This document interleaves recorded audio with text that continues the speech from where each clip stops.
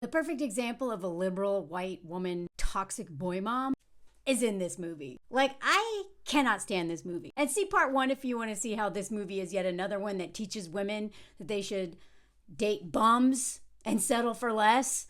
Because that's the main takeaway from this movie. Everybody needs to be with somebody at Christmas or you're a loser, right? But especially if you're like an amazing, beautiful woman, settle for trash. That is the point of this movie. Anyway, the movie tries to make Sarah Jessica Parker kind of be the bad guy, and then we eventually are supposed to like her. But honestly, this is the true villain of this story. And, you know, I know that a lot of people who have lost a parent, especially a mother, and who struggle with the holidays, a lot of times love this movie because it's trying to grapple with like what grief is like during the holidays. But if you take her dying of cancer out of this equation, this is the villain.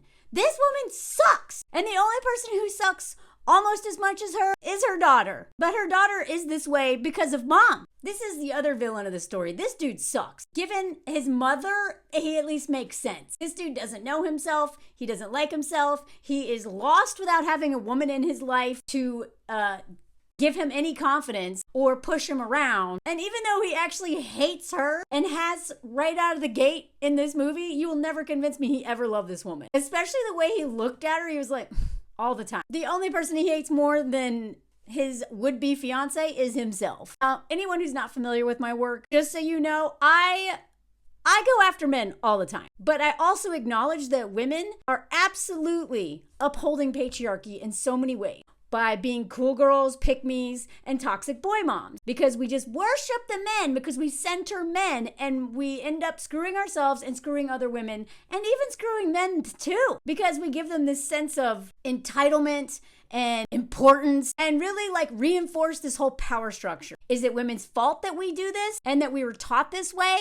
No, but it is our responsibility to decenter men and tap out of this whole BS system. And there's a lot of women who don't want to do that. And those women are dangerous to all other women. And I've done plenty of videos on that. So, right, like this guy right out of the gate, he's taking her home to visit his family, which honestly, like, he knew this was going to be hard for her, but he's like, no, they're going to love you. So he spends the whole movie gaslighting this woman he doesn't even like, who he's thinking of marrying because he's dead inside and lost. So right away, we get introduced to his sister, one of them. No, he's got another sister who has kids and a husband who literally never shows up until like the final scene. So I'm questioning that relationship too, to be honest. But then you've got like the artsy, liberal, coming home and having mom do her laundry, like doesn't have her stuff together yet, which is, you know, kind of what men do all the time, but and she hates Meredith, the would-be fiance of Everett, the little king prince or prince baby or whatever. I hate her. She makes fun of the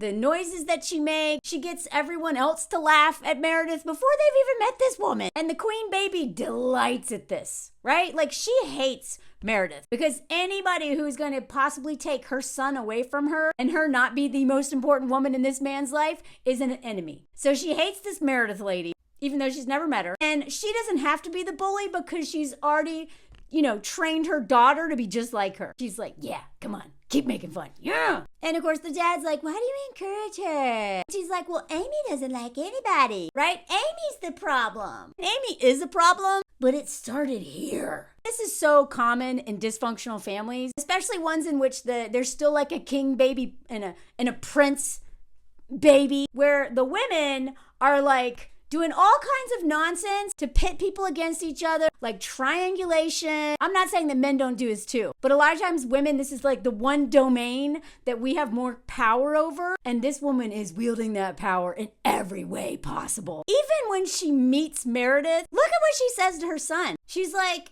hey, I'm the mother. Hey, son, you remember me, right? Like she's already putting herself in competition with his girlfriend.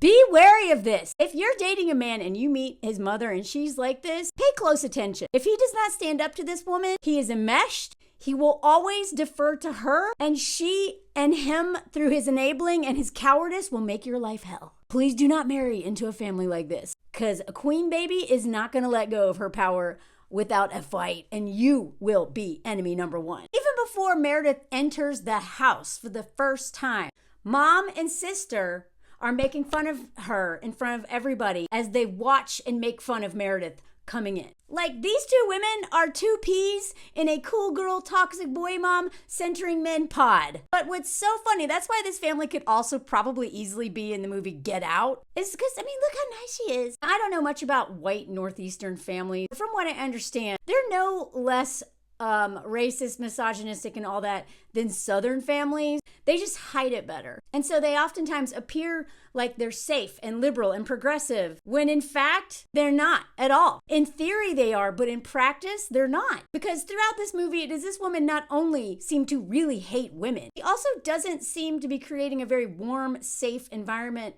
for her black son-in-law either. Like, even when they did charades, her little mini-me tried to accuse Meredith of racism, and she knew that's not what she was doing. And the son-in-law was like, "Are you for real?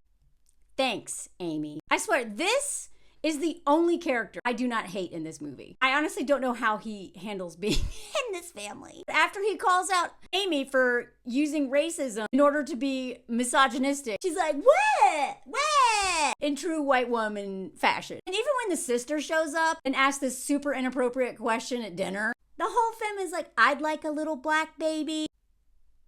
Can you dig it?" Like, this whole conversation is so messed up. He's like, "Well, I was just wondering." Like, the sister sucked. Meredith, like, in the end, she calls out this whole family, being like, "This is what you've all been waiting for. Y'all hate me." And Mom's like, "No, nobody hate you.